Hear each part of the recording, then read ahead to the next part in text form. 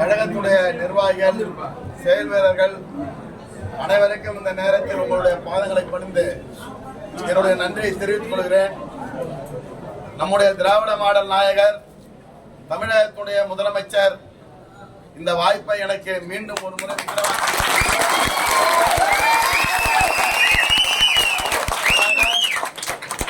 வாய்ப்பளித்திருக்கிறார். இந்த வரவேற்பை கொடுத்த உங்களுக்கு மீண்டும் ஒரு முறை நான் நன்றியை தெரிவித்துக் கொள்கிறேன். எந்த நேரத்திலும் எந்த இடத்திலும் யாருக்காகவும் சமரசம் செய்து கொள்ளாதவன் நான்.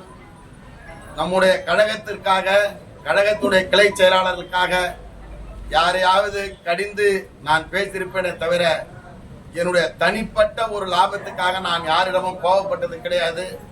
அதை தொடர்ந்து என்னுடைய அரசியல் வாழ்வில் பயணிப்பேன். உங்களுடைய நம்பிக்கைக்கு வீண் போகாத வகையில் நான் தொடர்ந்து பணியாற்றுவேன்.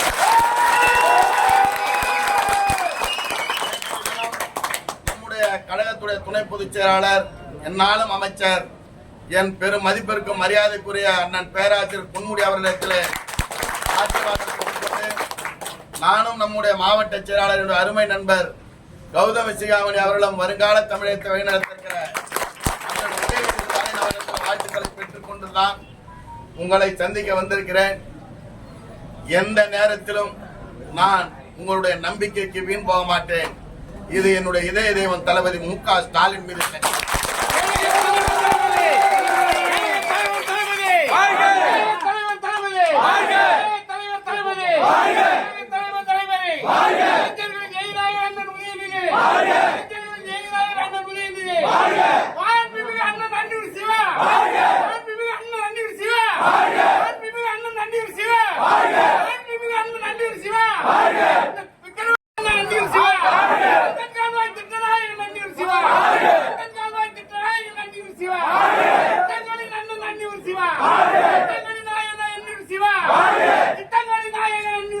Bye.